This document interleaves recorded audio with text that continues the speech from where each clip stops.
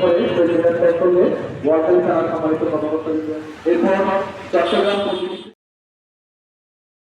SB news 24 TV. বোয়ালখালীতে ভাষা শহীদদের প্রতি বোয়ালখালী প্রশাসন ও সর্বস্তরের মানুষের বিনম্র শ্রদ্ধা। এসবি নিউজ 24 টিভির সাথে আমি আছি নাসরিন সুলতানা। এবার বিস্তারিত সংবাদ।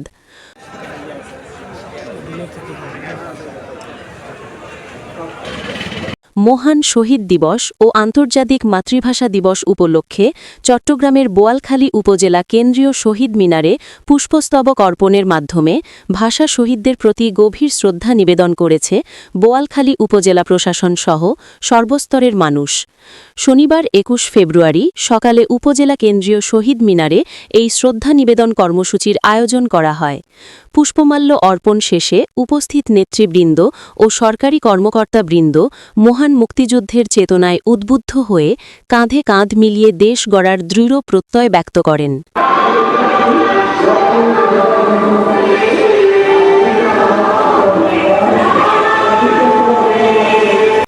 এদিন রাত 12:01 প্রথমেই বোয়ালখালী উপজেলা প্রশাসনের পক্ষ থেকে পুষ্পমাল্য দিয়ে ভাষা শহীদদের প্রতি শ্রদ্ধা নিবেদন করা হয়।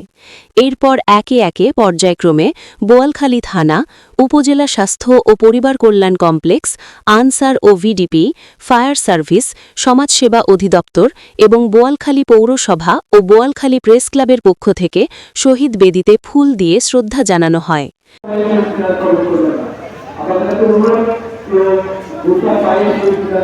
শ্রদ্ধা নিবেদনকালে উপস্থিত ছিলেন বোয়ালখালী উপজেলা নির্বাহী কর্মকর্তা ইউএনও মেহেদি হাসান ফারুক, উপজেলা সহকারী কমিশনার ভূমি কানিজ ফাতেমা, উপজেলা স্বাস্থ্য ও পরিবার কল্যাণ কর্মকর্তা ডা জাফরিন জাহেদ জিতি, উপজেলা মাধ্যমিক শিক্ষা কর্মকর্তা সালমা ইসলাম, বোয়ালখালী থানার পরিদর্শক জুয়েল রানা, উপজেলা আনসার ও ভিডিপি কর্মকর্তা শফিকুল ইসলাম সহ প্রেস ক্লাবের নেতৃবৃন্দ ও স্থানীয় সুধীজন।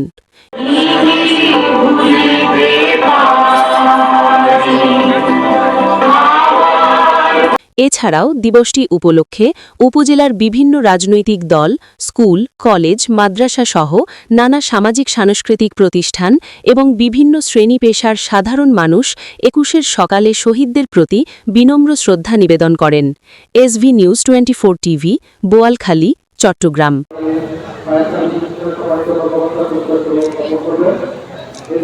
প্রেসিডেন্টের সঙ্গে ওয়ার্কারি থানা সম্মানিত কর্মকর্তা এরপর বোয়ালখালী ফায়ার সার্ভিস স্টেশন, এরপর